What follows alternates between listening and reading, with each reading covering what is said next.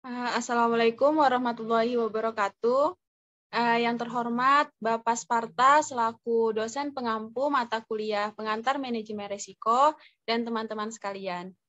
Pada kesempatan kali ini kami dari kelompok 2 akan mempresentasikan tugas kelompok chapter 1 dengan tema Why are Financial Institutions Special?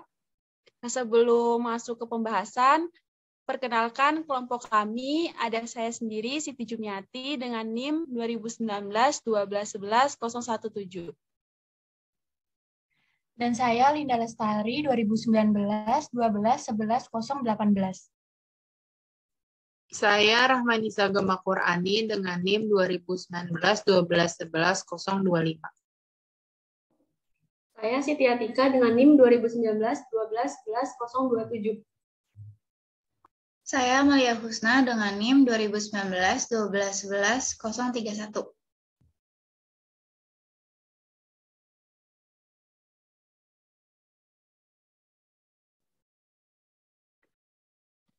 Oke, masuk ke pembahasan. Yang pertama ada introduction. Areas of financial intermediaries, specialness in the provision of service. Pertama, information cost. Agregasi dana di lembaga keuangan memberikan insentif yang lebih besar untuk mengumpulkan informasi tentang pelanggan seperti perusahaan dan untuk memantau tindakan mereka. Ukuran lembaga keuangan yang relatif besar memungkinkan pengumpulan informasi ini dilakukan dengan biaya rata-rata yang lebih rendah, disebut skala ekonomi, daripada yang terjadi pada individu. Yang kedua, liquidity and price risk. Lembaga keuangan memberikan klaim keuangan kepada penabung rumah tangga dengan atribut likuiditas yang unggul dan dengan resiko harga yang lebih rendah. Yang ketiga, transaction cost service. Mirip dengan skala ekonomi dalam biaya produksi informasi, ukuran FI dapat menghasilkan skala ekonomi dalam biaya transaksi. Yang keempat, maturity intermediation. Lembaga keuangan dapat menanggung resiko ketidaksesuaian jatuh tempo, aset, dan kewajiban mereka dengan lebih baik. Next. Lalu yang selanjutnya ada transmission of monetary supply, di mana lembaga penyimpanan adalah saluran di mana tindakan kebijakan moneter oleh Bank Sentral Negara atau Federal Reserve berdampak pada sistem keuangan dan ekonomi lainnya. Lalu selanjutnya ada credit allocation. LK sering dipandang sebagai sumber pembiayaan utama dan terkadang satu-satunya untuk sektor ekonomi tertentu seperti pertanian, usaha kecil, dan juga real estate perumahan. Lalu ada intergenerational wealth transfers, yaitu LK terutama perusahaan asuransi jiwa dan dana pensiun, memberikan kemampuan kepada penabung untuk mentransfer kekayaan dari satu generasi ke generasi berikutnya. Lalu ada payment service, yaitu efisiensi lembaga penyimpanan yang menyediakan layanan pembayaran seperti clearing cek secara langsung menguntungkan perekonomian. Lalu ada denomination intermediation, yaitu LK seperti reksadana memungkinkan investor kecil mengatasi kendala untuk membeli aset yang dikenakan oleh ukuran denominasi minimal yang besar. Next. Lalu kita masuk ke subbab financial institution specialness. Di sini ada figur 1.1 yaitu flow of funds in a world without FLS. Jadi di sini ada household, net savers, dan juga corporation, net borrowers saling berkaitan di mana ada yang ke equity dan debt claims dan juga cash. Jadi dalam tabel ini menjelaskan bahwa tabungan itu akan mengalir dari rumah tangga, yaitu household, ke perusahaan, yaitu corporations. Nah, sebagai imbalannya, klaim keuangan akan mengalir dari perusahaan ke penabung rumah tangga, yaitu klaim keuangannya itu berupa cash. Ada beberapa alasan untuk ini. Begitu mereka meminjamkan uang ke perusahaan, dengan membeli klaim keuangannya, rumah tangga atau household tadi perlu memantau atau memeriksa tindakan perusahaan tersebut Nah, tindakan pemantauan seperti itu sangat mahal untuk rumah tangga tertentu karena memerlukan waktu dan juga biaya yang cukup besar untuk mengumpulkan informasi berkualitas tinggi yang cukup dibandingkan dengan ukuran investasi rata-rata penabung rumah tangga. Secara khusus, mengingat pilihan antara memegang uang tunai dan memegang surat berharga jangka panjang, rumah tangga mungkin memilih untuk memegang uang tunai karena alasan likuiditas, terutama jika mereka berencana menggunakan tabungan untuk membiayai pengeluaran konsumsi dalam waktu dekat. Next. Masuk ke fungsi-fungsi kekhususan lembaga keuangan yang akan dijelaskan oleh teman saya, Linda Lestari.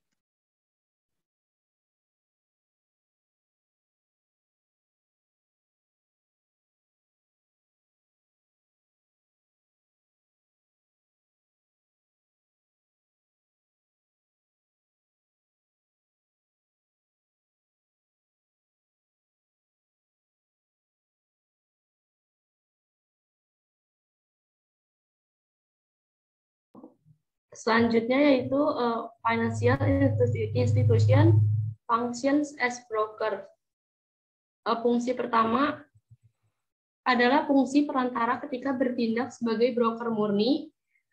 Lembaga keuangan bertindak sebagai agen penabung dengan memberikan layanan informasi dan transaksi pialang diskon, melakukan pembelian atau penjualan sekuritas dengan harga yang lebih baik dan dengan efisien, yang lebih pasar daripada yang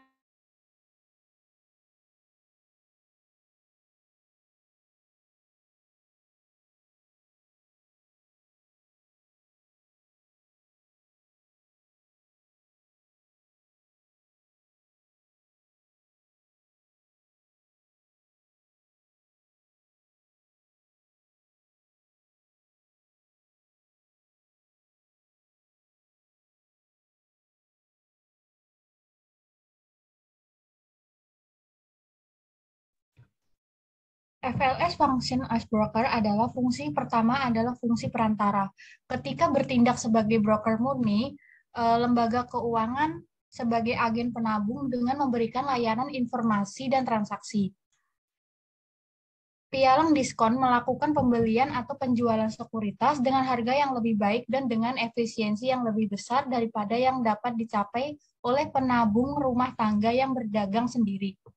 Dalam memenuhi fungsi perantara, lembaga keuangan memainkan peran yang sangat penting dengan mengurangi biaya transaksi dan informasi atau ketidaksempurnaan antara rumah tangga dan perusahaan. FLS function as asset transformer yaitu fungsi kedua sebagai fungsi transformasi aset. Dalam bertindak sebagai trafo aset, lembaga keuangan menerbitkan klaim keuangan yang jauh lebih menarik bagi penabung rumah tangga daripada klaim yang dikeluarkan langsung oleh korporasi. Dalam bertindak sebagai trafo aset, lembaga keuangan membeli klaim keuangan yang dikeluarkan oleh perusahaan ekuitas, obligasi, dan klaim utang lainnya yang disebut sekuritas utama dan membiayai pembelian ini dengan menjual klaim keuangan kepada investor rumah tangga dan sektor lain dalam bentuk deposito, polis asuransi, dan seterusnya. Bagaimana lembaga keuangan dapat membeli sekuritas langsung atau utama yang diterbitkan oleh perusahaan dan cara menguntungkan mengubahnya menjadi sekuritas sekunder lebih menarik bagi penabung rumah tangga. Pertanyaan ini menyentuh inti dari apa yang membuat lembaga keuangan istimewa dan penting bagi perekonomian. Selanjutnya ada information cost. Salah satu yang dihadapi oleh rata-rata penabung yang langsung investasi dan dalam klaim keuangan perusahaan komersial adalah tingginya biaya pengumpulan informasi. Kegagalan untuk memantau membuat investor terkena biaya agensi, yaitu resiko bahwa pemilik atau manajer perusahaan akan mengambil tindakan dengan uang penabung yang bertentangan dengan janji yang terkandung dalam perjanjian kontrak sekuritasnya. Artinya, biaya keagenan muncul setiap kali agen ekonomi masuk dalam kontrak di dunia transformasi yang tidak lengkap dan pengumpulan informasi dengan demikian mahal. Selanjutnya ada FLS Roll All Delegate Monitor. Salah satu solusi untuk masalah ini adalah sejumlah besar penabung kecil menempatkan dana mereka pada satu lembaga keuangan. Lembaga keuangan besar sekarang memiliki insentif yang jauh lebih besar dari untuk mengumpulkan informasi dan memantau tindakan perusahaan karena jauh lebih banyak yang dipertaruhkan daripada rumah tangga individu kecil manapun. Misalnya, biaya bagi investor kecil untuk membeli laporan pialang $100 mungkin tampak sangat tinggi untuk investasi $10.000. Namun, untuk FI dengan $100 juta di bawah manajemen biasanya biayanya tampak sepele. FLS Role Enforcing Producer kedua yaitu terkait dengan insentif yang lebih besar untuk memantau dan biaya yang timbul karena kegagalan memantau dengan tepat. Lembaga keuangan dapat mengembangkan sekuritas sekunder baru yang memungkinkan mereka untuk memantau secara lebih efektif. Pinjaman bank umumnya kontrak utang jangka pendek dari kontrak obligasi. Sifat jangka pendek ini memungkinkan lembaga keuangan untuk menjalankan lebih banyak kekuatan pemantauan dan kontrol atas peminjam. Ketika kontrak pinjaman bank cukup berjangka pendek, bankir menjadi hampir seperti orang dalam bagi perusahaan mengenai keagrapan informasi dengan operasi dan kondisi keuangannya. Memang pemantauan yang lebih sering ini seringkali menggantikan kebutuhan akan perjanjian yang relatif tidak fleksibel dan sulit ditegakkan yang ditemukan dalam kontrak obligasi. Selanjutnya ada liquidity dan price risk.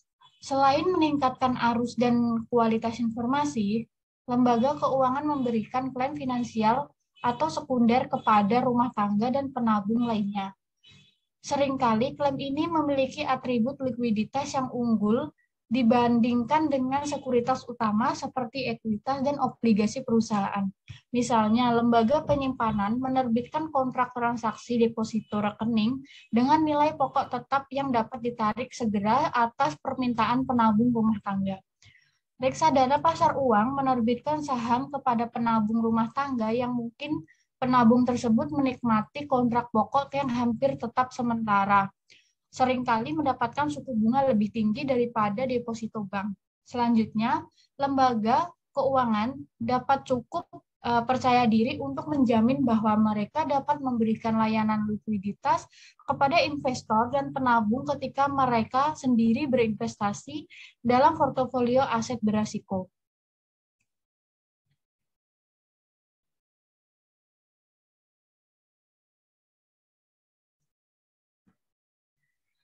Selanjutnya, other aspect of special.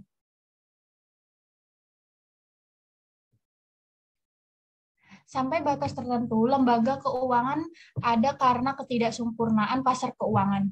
Jika informasi tersedia tanpa biaya bagi semua peserta, penabung tidak memerlukan FLS untuk bertindak sebagai perantara atau pemantau yang didelegasikan. Namun jika ada manfaat sosial dari intermediasi seperti transmisi, kebijakan moneter, atau alokasi kredit, maka FLS akan tetap ada bahkan tanpa adanya ketidaksempurnaan pasar keuangan.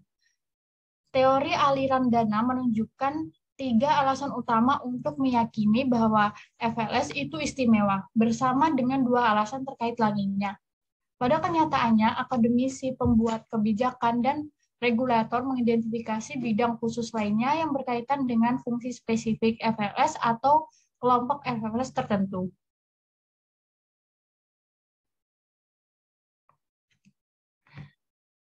Selanjutnya, the transmission of monetary policy.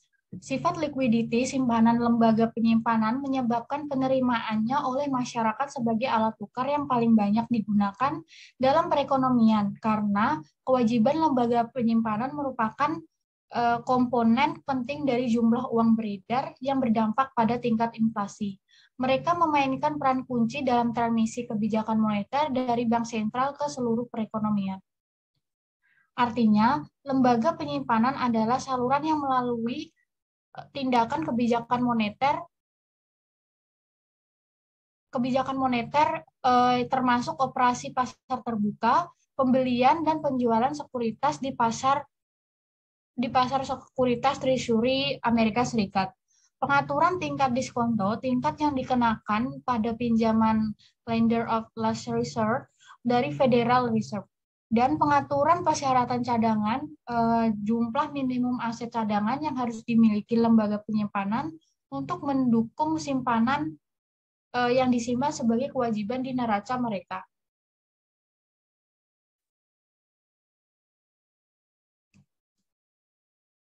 Selanjutnya, credit allocation.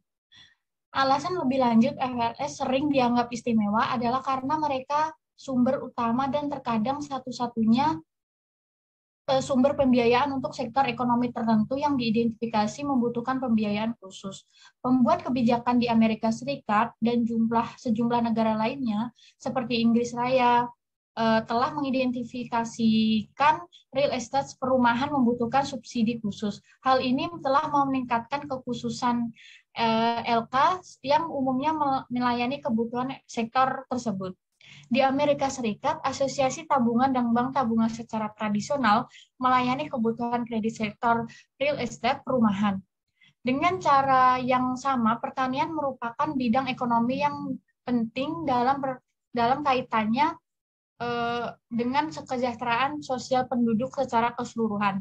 Pemerintah Amerika Serikat bahkan secara langsung mendorong lembaga keuangan untuk mengkhususkan diri dalam pembiayaan bidang kegiatan ini melalui pembentukan Bank Kredit Federal Pertanian.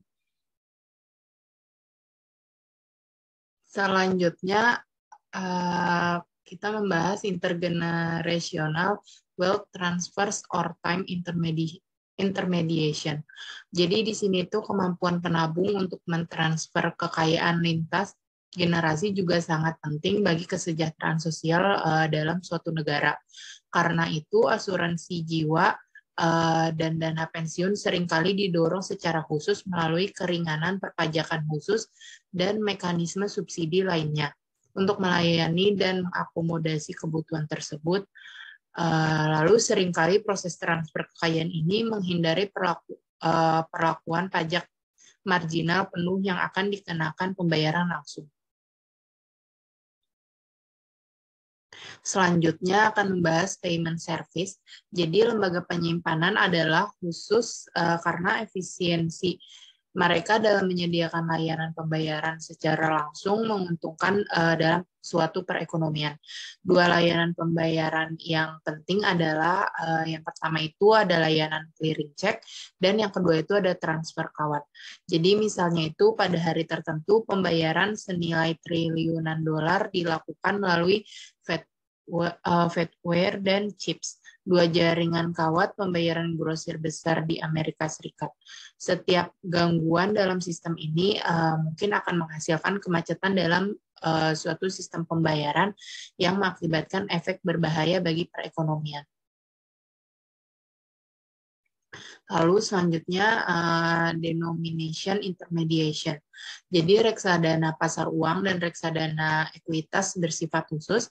Jadi itu karena keduanya itu menyediakan layanan yang berkaitan dengan intermediasi denominasi. Mereka itu dijual dalam denominasi yang sangat besar, banyak aset yang berada di luar jangkauan individu penabung atau akan mengakibatkan penabung memegang portofolio aset yang sangat tidak terdiverifikasi.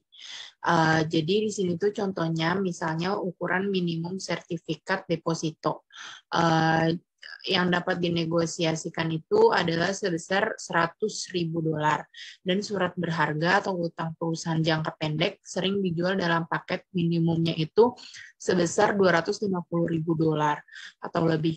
Secara individual penabung mungkin tidak dapat membeli instrumen tersebut. Namun dengan membeli saham di reksadana pasar uang bersama dengan investor kecil lainnya, penabung rumah tangga mengatasi kendala untuk membeli aset yang disebabkan oleh ukuran denominasi minimum yang besar. Akses tidak langsung seperti itu ke pasar ini memungkinkan penabung kecil untuk menghasilkan pengembalian yang lebih tinggi pada portofolio mereka juga. Lalu selanjutnya kita akan membahas specialness and regulation. Pada bagian sebelumnya, lembaga keuangan diperlihatkan menjadi istimewa karena berbagai layanan yang mereka berikan kepada sektor ekonomi itu, tetapi jika terjadi kegagalan dalam menyediakan layanan atau gangguan dalam penyediaannya yang efisien, maka dapat merugikan sumber utama. Jadi sumber utamanya itu rumah tangga, dan dia akan merugikan pengguna, yang mana penggunanya itu adalah perusahaan bagi tabungannya. Untuk mengatasi hal tersebut diperlukan adanya eksternalitas negatif, di mana adanya regulasi dapat membuat lembaga keuangan digunakan untuk melindungi gangguan dalam penyediaan layanan yang dibahas sebelumnya dan biaya yang akan dikenakan pada ekonomi dan masyarakat pada umumnya. Eksternalitas negatif sendiri itu adalah tindakan oleh agen ekonomi yang membebankan biaya pada agen ekonomi lainnya. Selain itu juga ada beban regulasi neto, di mana biaya regulasi private relatif terhadap keuntungan private bagi produsen jasa keuangan. Misalnya itu, meskipun mungkin bermanfaat secara sosial, biaya ini tuh menambah biaya operasional swasta.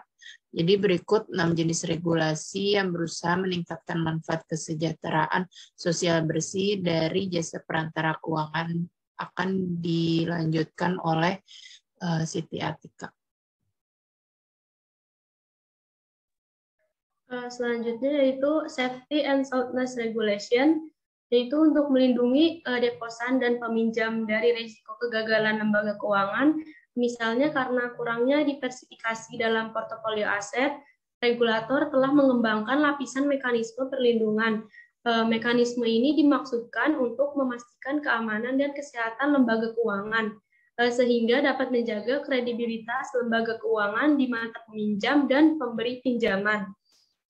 Seperti yang pertama, lapisan pertama yaitu perlindungan adalah persyaratan yang mendorong lembaga keuangan untuk mendiversifikasi aset mereka. Yang kedua, lapisan kedua menyangkut tingkat minimum modal atau dana ekuitas yang harus disumbangkan oleh pemilik lembaga keuangan untuk mendanai operasinya. Yang lapisan ketiga yaitu menyangkut penyediaan dana penjaminan seperti dana penjamin simpanan atau DIF untuk lembaga penyimpanan. Lapisan keempat yaitu pengawasan untuk pengawasan itu sendiri. Lapisan kelima yaitu memperhatikan bahwa regulasi bukannya tanpa biaya bagi mereka yang diatur. Next. Selanjutnya yaitu monetary policy regulation, di mana regulasi menyangkut peran khusus yang dimainkan bank dalam transmisi kebijakan moneter dari bank sentral ke seluruh perekonomian. Dalam hal ini, permasalahan adalah adanya bank sentral hanya dapat mengontrol outside money, yaitu uang beredar yang langsung diproduksi oleh pemerintah atau bank sentral, seperti uang kertas dan uang logam, sedangkan sebagian pasokan uang berupa inside money, yaitu jumlah uang beredar yang dihasilkan oleh sistem perbankan swasta seperti deposito. Selanjutnya yaitu Credit Allocation Regulation, regulasi yang mendukung pinjaman lembaga keuangan ke sektor-sektor yang penting secara sosial seperti perumahan dan pertanian. Peraturan ini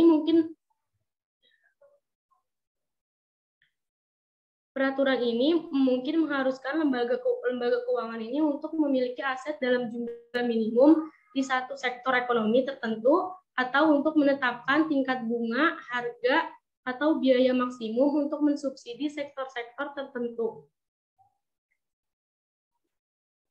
Selanjutnya yaitu Consumer Protection Regulation, yaitu dengan mengizinkan Community Reinvestment Act atau CRA dan Home Mortgage Disclosure Act atau HMDA untuk mencegah diskriminasi dalam pemberian pinjaman. HMDA ini telah membantu masyarakat dalam menentukan apakah bank dan lembaga pemberi pinjaman hipotek lainnya memenuhi kebutuhan masyarakat setempat, dan yang menjadi fokusnya yaitu diskriminasi berdasarkan usia, ras, jenis kelamin, atau pendapatan. Selanjutnya yaitu Investor Protection Regulation, adanya undang-undang bagi investor yang menggunakan bank investasi secara langsung untuk membeli sekuritas dan atau secara tidak langsung mengakses pasar sekuritas melalui investasi di reksadana atau dana pensiun. Contohnya itu Undang-Undang Perusahaan Investasi tahun 1940 dan Undang-Undang Reformasi dan Perlindungan Konsumen Wall Street tahun 2010. Selanjutnya yaitu entry regulation. Masuk ke lembaga keuangan dan aktivitasnya juga memiliki aturan, misalnya peraturan penyewaan bank baru. Selain itu, untuk meningkatkan atau menurunkan biaya masuk ke sektor keuangan yang mempengaruhi profitabilitas perusahaan yang sudah bersaing di industri itu. Dengan demikian, industri sangat terlindungi dari pendatang baru dengan biaya langsung yang tinggi dan biaya tidak langsung yang tinggi, sehingga keuntungan akan lebih besar bagi perusahaan yang sudah ada daripada perusahaan yang masuk relatif lebih mudah. Selanjutnya yaitu the changing dynamics of specialness.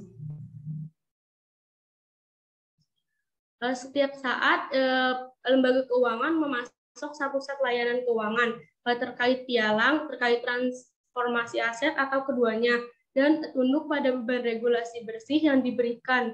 Seiring dengan perubahan tuntutan fitur-fitur khusus, jasa keuangan sebagai akibat dari perubahan preferensi, kondisi makroekonomi, dan teknologi. Satu atau lebih bidang industri jasa keuangan menjadi lebih atau kurang menguntungkan. Demikian pula perubahan peraturan dapat menambah atau mengurangi beban peraturan bersih yang dihadapi dalam memasok jasa keuangan di area tertentu. Tekanan permintaan, biaya, dan peraturan ini tercermin dalam perubahan pangsa pasar di berbagai area lainnya, di berbagai area layanan keuangan seiring dengan berkembangnya beberapa kontrak dan lainnya. Financial institution di mana yang dapat mengubah bauran produk mereka, yaitu hal ini akan mengurangi kemampuan kompetitif mereka dan efisiensi layanan keuangan yang akan mereka berikan. Artinya, hambatan aktivitas dalam industri jasa keuangan dapat mengurangi kemampuan untuk melakukan diversifikasi dan berpotensi menambah beban regulasi bersih yang akan dihadapi oleh financial institution.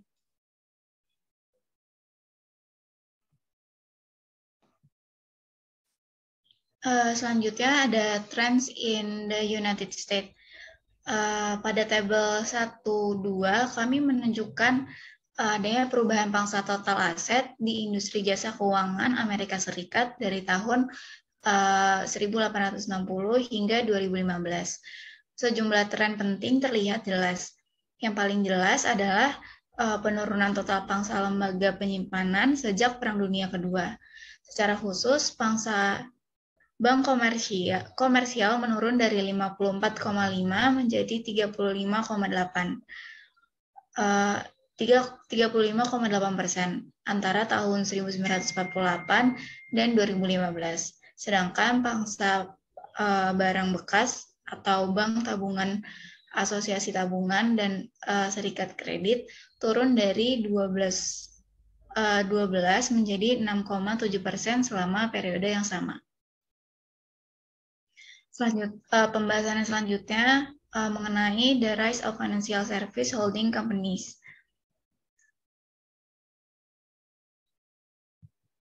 Mencerminkan kekuatan permintaan dan penawaran.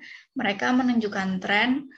Yang pertama itu penabung semakin memilih intermediasi, denominasi, dan layanan informasi yang disediakan oleh reksadana.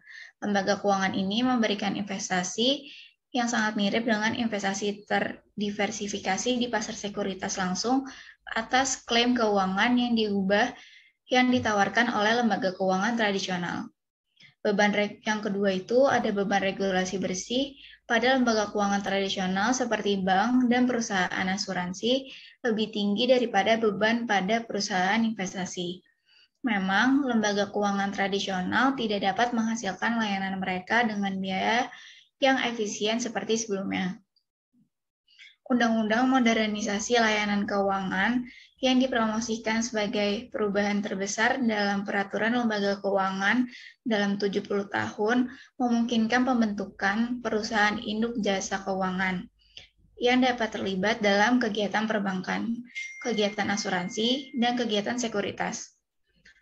Lalu Undang-Undang Modernisasi Layanan Keuangan yang dipromosikan sebagai perubahan terbesar dalam peraturan lembaga keuangan memungkinkan pembentukan perusahaan induk jasa keuangan yang dapat terlihat dalam kegiatan perbankan, kegiatan asuransi, dan kegiatan sekuritas.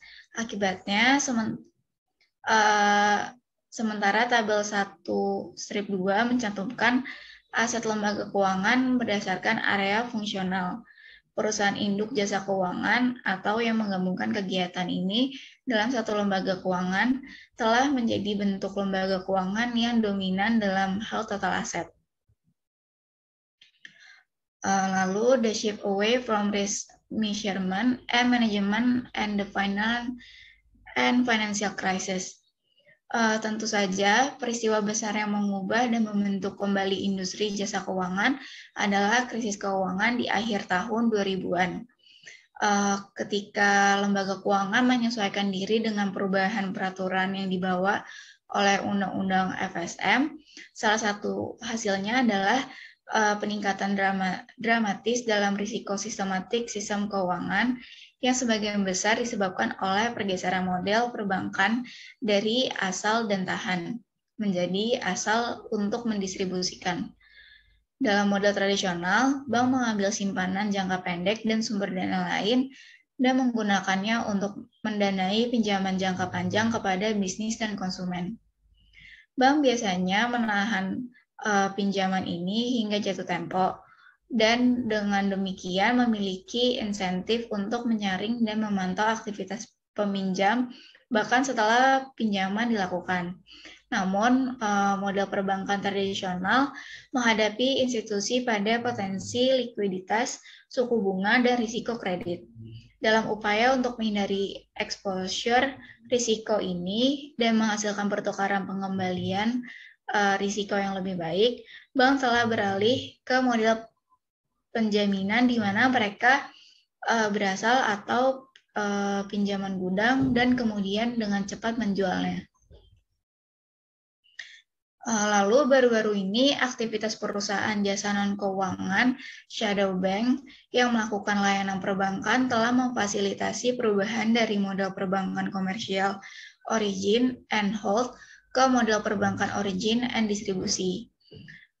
Peserta dalam sistem shadow banking termasuk kendaraan investasi terstruktur atau SIV, kendaraan tujuan khusus SPF, kendaraan kertas yang didukung aset, dana lindung nilai kredit, saluran kertas komersial yang didukung aset, ABCP, perusahaan pembiayaan tujuan terbatas, reksadana pasar uang, MMV, dan dana lindung nilai kredit. Dalam sistem shadow banking, penabung menempatkan dana pada reksadana pasar uang dan sejenisnya, yang menginvestasikan dana tersebut kepada kewajiban bank bayangan lainnya. Peminjam mendapatkan pinjaman dan sewa dari bank bayangan seperti perusahaan pembiayaan bukan dari bank. Seperti sistem perbankan tradisional, sistem perbankan bayangan menengahi aliran dana antara penabung bersih dan peminjam bersih. Namun, alih-alih bank bertindak sebagai perantara, perusahaan jasa keuangan bukan bank atau bank bayangan yang menjadi perantara. Selanjutnya, tidak seperti sistem perbankan tradisional, di mana intermediasi kredit lengkap dilakukan oleh satu bank. Dalam sistem shadow banking dilakukan melalui serangkaian langkah yang melibatkan banyak perusahaan jasa keuangan non-bank. Inovasi ini menghasilkan risiko dari neraca lembaga keuangan dan mengalihkan risiko dari neraca ke bagian lain dari sistem keuangan. Karena lembaga keuangan yang bertindak sebagai penjamin emisi tidak terkena risiko kredit, likuiditas, dan suku bunga perbankan tradisional. Mereka memiliki sedikit insentif untuk menyaring dan memantau aktivitas peminjam yang mereka pinjam. Dengan demikian, peran lembaga keuangan sebagai spesialis dalam pengukuran dan manajemen risiko telah berkurang.